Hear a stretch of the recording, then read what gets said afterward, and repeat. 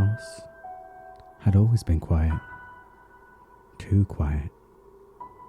When Rachel moved in, she thought it was the typical old house feeling. Creaky floorboards, wind whistling through the cracks, and the occasional settling sound of the foundation.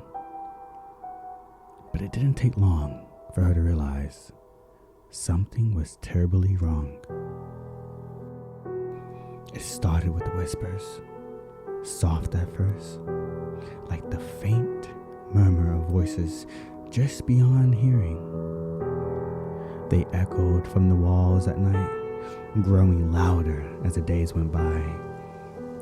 Rachel would wake up at 3 a.m., a cold sweat on her skin, heart racing. But the whispers would stop as soon as she opened her eyes. She would just tell herself it was the house, just her imagination. But then, things began to move. Small objects at first. An empty coffee cup sliding off the counter. Her keys vanishing, only to appear in the bathroom hours later. Rachel shrugged it off as her own forgetfulness. But the movement didn't stop. It escalated. One evening, after hearing a loud thud from the basement, she went down to check. The air grew thick with the scent of rot, and the shadows, they seemed darker than they should be. Her feet sank into the carpeted steps, as though something was pulling her down. At the bottom of the stairs, the temperature dropped. The whispers were no longer whispers.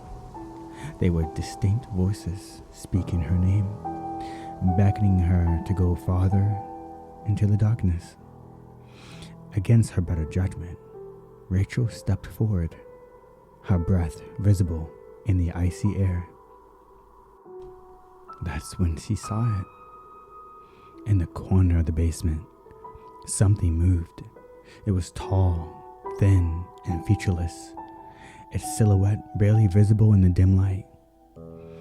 Rachel's heart pounded in her chest as the whispers grew louder and louder until they were a cacophony in her ears. "Come closer," they hissed. Frozen in terror, Rachel could not move.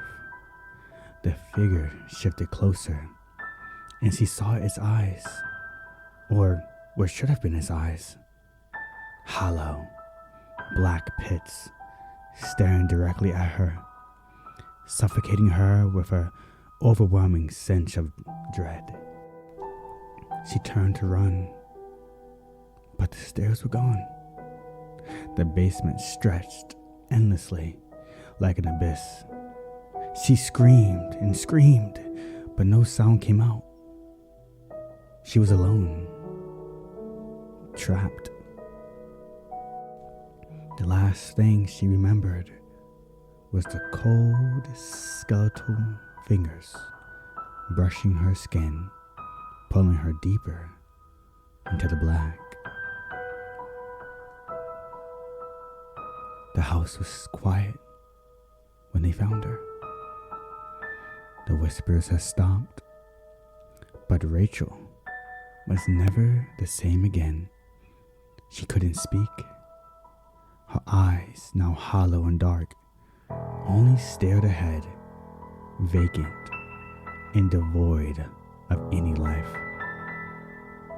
And in the silence, the house awaited for its next victim.